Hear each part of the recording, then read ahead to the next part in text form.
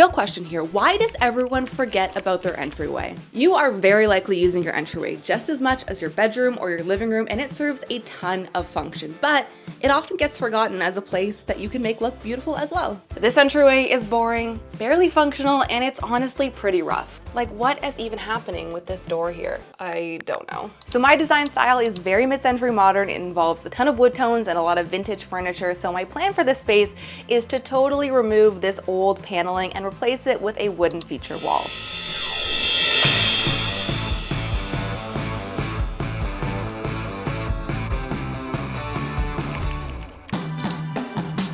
Now, for those of you who have been following my home reno journey, this hallway is going to look familiar because we've been slowly chipping away at it through various different projects. We did this corner here when I did the staircase makeover. We did that area back there when I did my whole laundry room makeover. And we did this corner most recently when I did the little wallpapered built-in closet. And now we're on to the final wall. So let's get to work.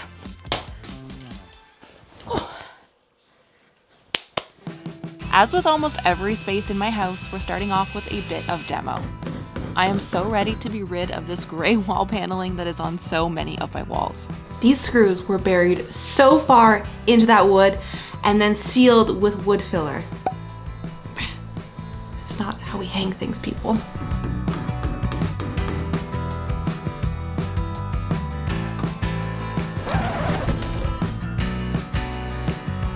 Okay. We did it.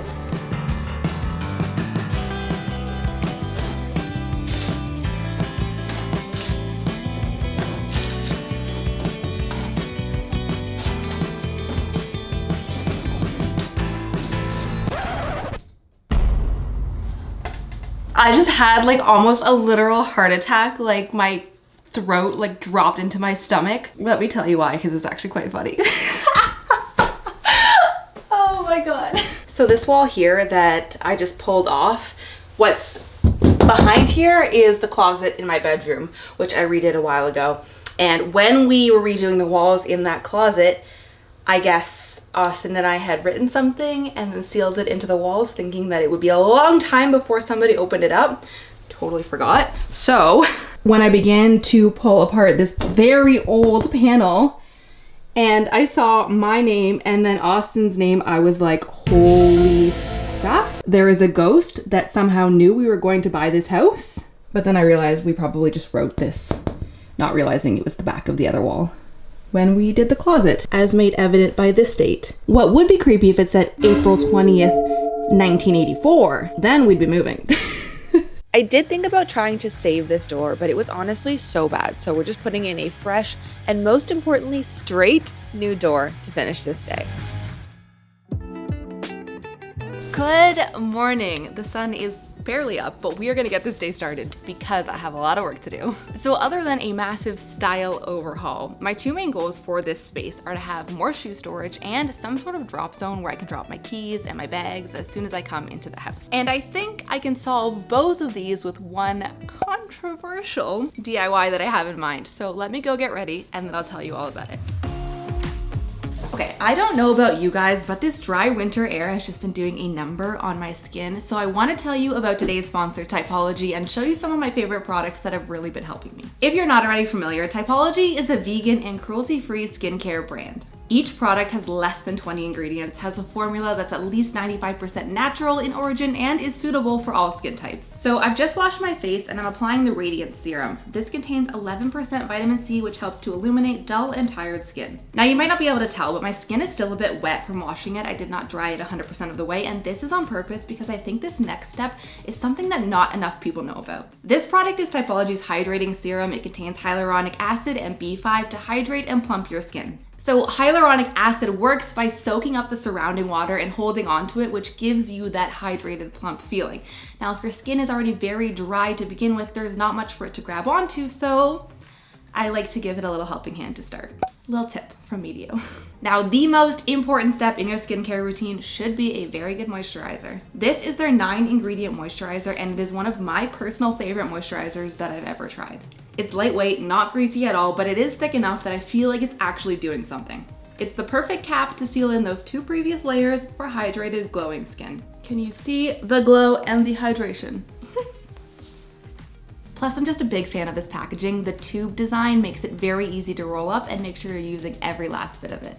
With our exclusive offer, you can receive a free hydrating cleansing milk with your purchase of $40 or more using that link right there in the description or by scanning this very handy QR code right here on screen. But this offer is only valid for 1 week, so go check it out now or right after this video ends if this sounds like a good fit for you.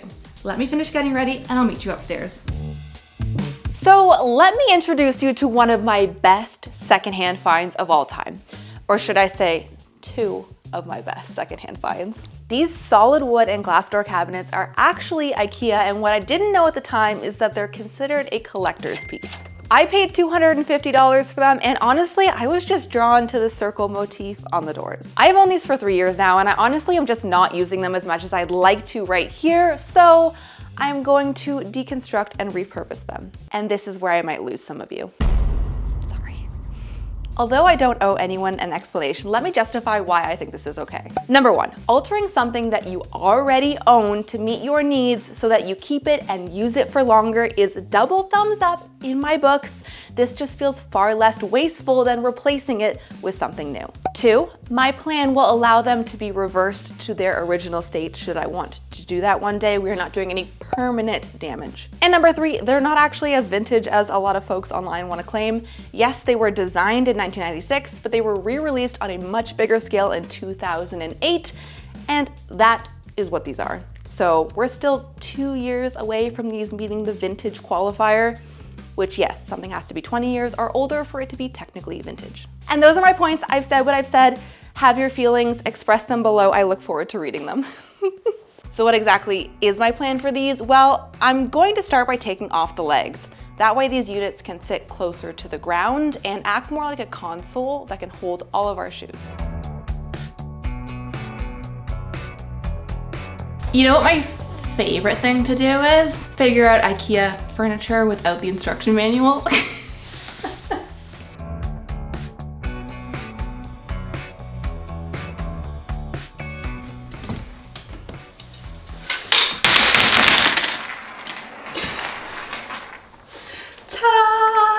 Why do I kind of want to like make this a table now? That's not today's project. Okay, so the height is feeling a lot better, but it's still kind of reading like two separate units. So to solve this, I'm going to be DIYing a countertop that will run the entire length of the top and make this feel like one cohesive unit. Now, the material in which I'm going to make this countertop out of is tile. I have been holding on to this tile for so long. I thrifted it secondhand years ago with the intention to use it in my bathroom makeover. Plans changed, didn't end up going that way. Thought I might use it in my laundry room makeover, didn't have enough. So it has been eating away at me to see this every day and know that I haven't used it in a project yet. Today is that day, friends. This is honey onyx tile, and it is the most beautiful, semi-translucent, golden little cubed tile that I have ever seen. I don't even want to know what this probably cost to get new. Let me tell you this, if you're doing any project that requires just a smaller amount of tile, check your secondhand marketplaces, restores first, because this is where you're going to find the most unique, potentially originally expensive tile for a really good deal, because people just have a bit left over after a project that they're just trying to get rid of. And that is how I happened upon this. I think I have about 10 square feet of it, so just enough to make a beautiful natural stone countertop, and the golden color is just gonna complement that wood so well.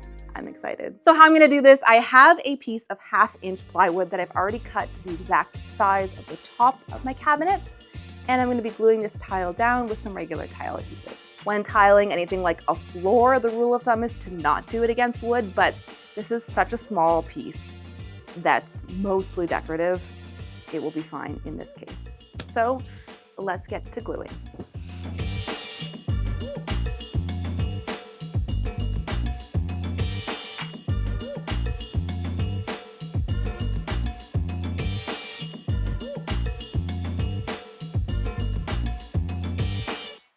I've let the tile adhesive fully dry, and now I'm adding in some trim pieces all the way around to give this counter a nice edge, and then I'm ready to grout the entire piece. So while that dries, let's get back to this hallway wall. Now you might be thinking, wait, did we just go back in time? I thought you took down this wall. Yes, I did. And then I put it back up. These new wooden sheets that I'm adding are quite thin, and I was worried that they might start to warp if they were only resting against the studs. So a solid back piece, no matter how rough it is, I think is just gonna help in the long run. What is underneath is our little secret, okay? Does that line up? Oh my God. Not at all. I hate this so much. Everything in this house is crooked.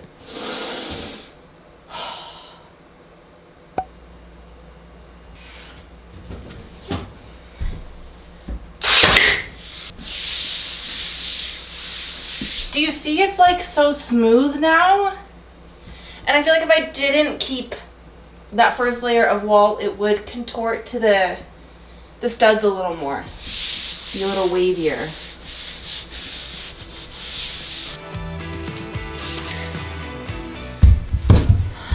Sheet number 2.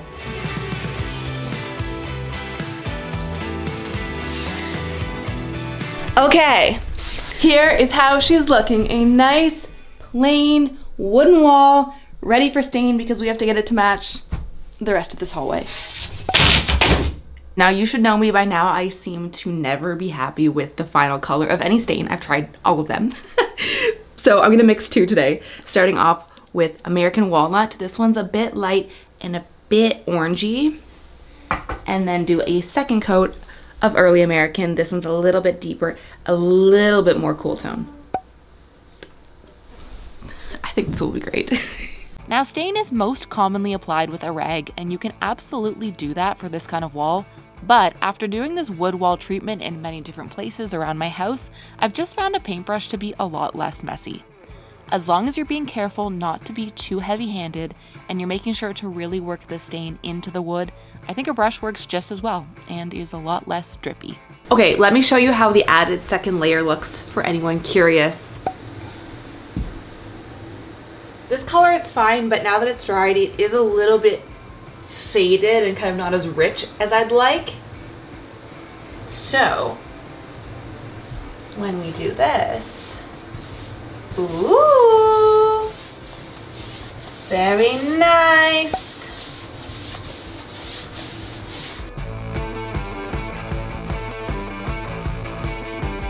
I'm very pleased with how the color looks. So now I'm on to trim, and this is where I need your help. Or rather, what would you do if you were me in this situation? Because by the time you leave me a comment, it will be too late. But I'm still curious what you would do. So let me tell you my dilemma. There is a visible seam here where the 2 pieces of wood paneling meet that I obviously need to cover with a piece of trim. That's not centered in this wall. So do I, of course, put the 1 piece of trim here, or do I put another piece of trim here the same distance away so it's nice and symmetrical, even though it's really a piece of trim that's doing nothing? Honestly, best case would be no trim. Like this whole wall was just 1 sheet of wood and it's beautiful. I don't want a ton of extra trim. Is it worse? But is it worse to have just 1 off-centered piece of trim? Here would be aesthetic piece of trim number 2, somewhere about here. What do you think? Let me hide. I'll hide here and wait for your responses. What do you think? Yes, no? I kind of think yeah. I think it needs it. It's gonna feel so odd to just have 1 1/4 of the way down the wall. And frankly, what is even more frustrating than making this decision is the fact that this piece of trim, which we know has to go up, falls right in place of the light switch. So, and I have to do my final touches out of order, and you don't understand how distressing that is. And so I had to put my beautiful light switch plate cover on now because the trim has to fit around it. And I've got fingerprints all over it already. That's okay. Ta-da! Oh, why are you like that? If it isn't one thing, it's another, guys, I tell you. Because I made the wall slightly thicker with this wood, my switches are now recessed too far. I just want you guys to know that when projects take longer than you think, it's not because one really big thing went wrong.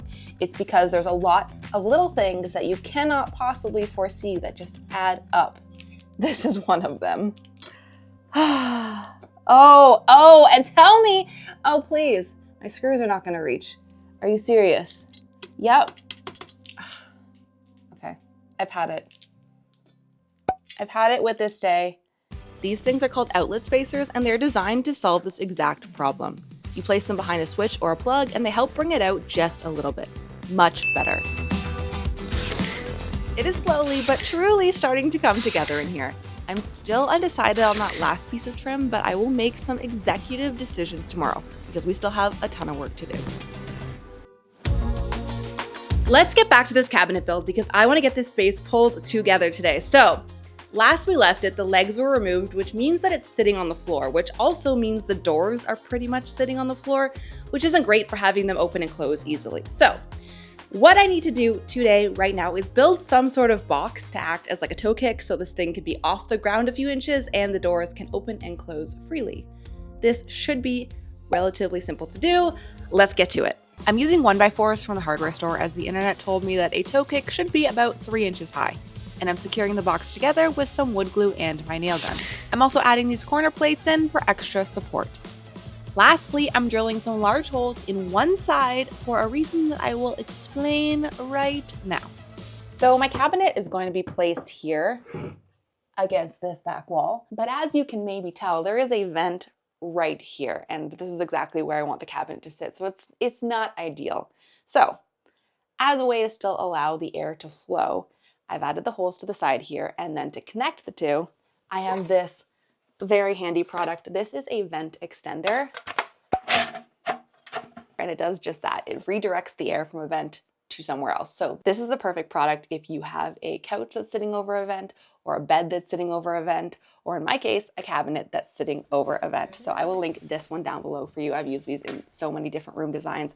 It is the perfect solve when you just don't want to sacrifice the layout you have in mind for where a vent happens to already be. So I just finished getting this stained so that it matches, and I'm basically ready to bring the cabinets down and place it on top. But before I do that, I had a big brain moment. An idea just came to me, and I think it's brilliant. As I previously stated in videos about my house, this hallway has so many doors. Door City over here. There are just doors going everywhere in every direction. This door here leads down to the basement, which kind of stores our utilities and just some extra storage, but it's not a door that we're using every day.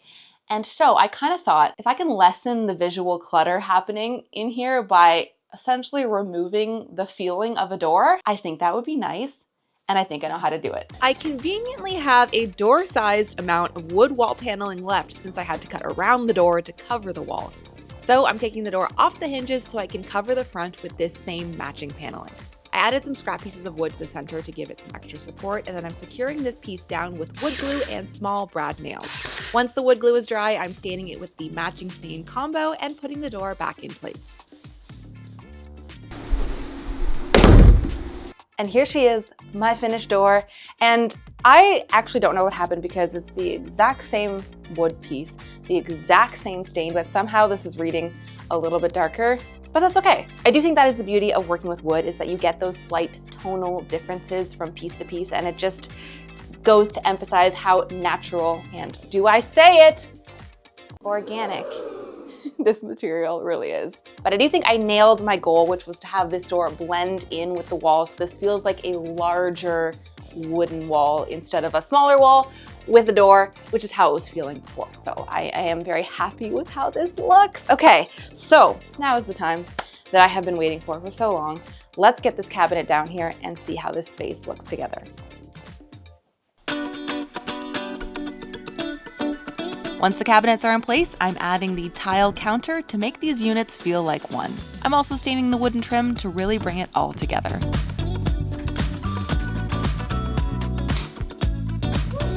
Now these doors are meant to open from the bottom. There's a little groove underneath you can grab to open the doors. This is now a lot lower to the ground. So instead I have these little pull handles that I'm gonna put at the top of each of these doors. You are meant to screw these in. I'm gonna try a double-sided tape method just because I'm trying to do as little permanent changes to this. We'll see. I might have to do a little screw if this doesn't hold. But let's find out, okay? Oh yeah. That is super sticky. This was literally from the dollar store, this double-sided gel sticky tape, and it's quite strong. Oh, beautiful. These units also have built-in lighting, so let's get that hooked up. This piece of art is the perfect rich blue to complement all of these wood tones. This piece was drawn in-house by the TheSorryGirls team and is available as a digital download in our shop, so you can print it to any size that your space needs. I have it linked below. And of course, the decorative pieces are just as important as the functional ones. Do not forget them.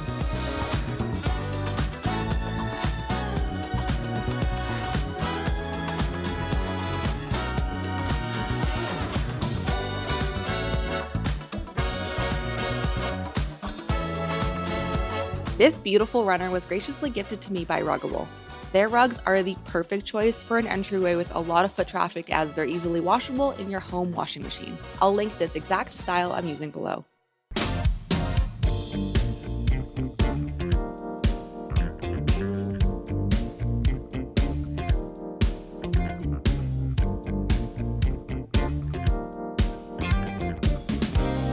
I am so amazed with how I was able to totally transform this entryway. I especially love that I was able to do it with a lot of things I already had, like the tile and the cabinets. And whether you're on board or not that I've altered them, you can't disagree that I now have a one-of-a-kind custom piece perfect for my home. I am curious to hear how you like it or not in the comments below, and we'll see you next week where Kelsey upcycles a vanity for a boho-inspired bedroom. Bye!